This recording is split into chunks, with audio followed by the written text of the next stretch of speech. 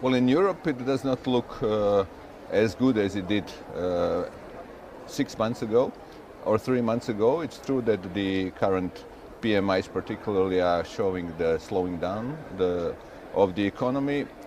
Much of it, I'm afraid, is structural. Part of it is cyclical.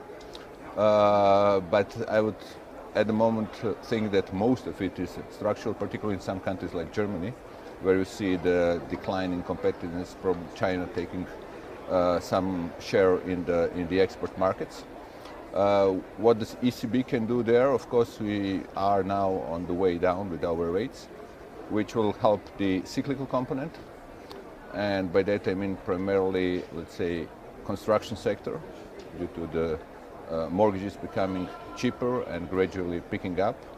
But the structural one is something that will have to be addressed in the medium term. What does that mean if you've got a structural issue that cannot be addressed quickly? Does that mean ultimately monetary policy has to be lower for longer while those structural issues are conquered?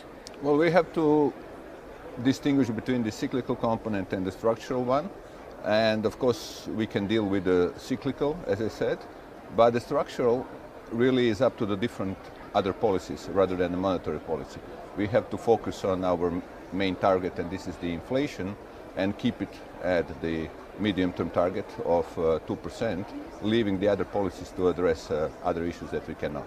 The latest data shows us inflation is now below 2%. It's at 1.7%.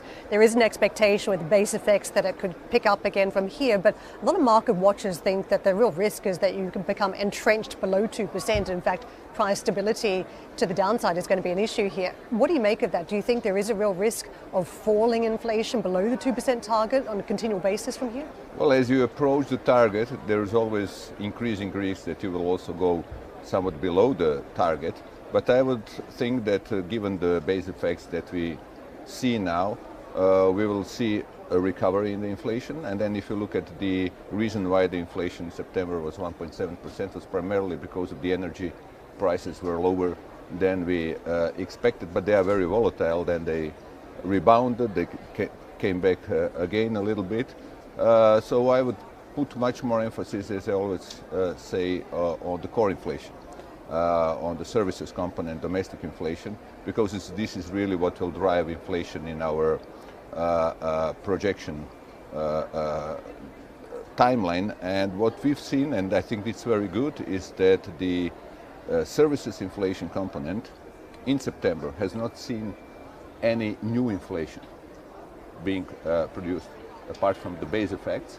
And that's good. If this is a sign that the companies in the service sector have lost the pricing power, then we have achieved what we wanted to achieve, and we will see the decline in the inflation rate. But that's only 1 month reading, first month that we saw that.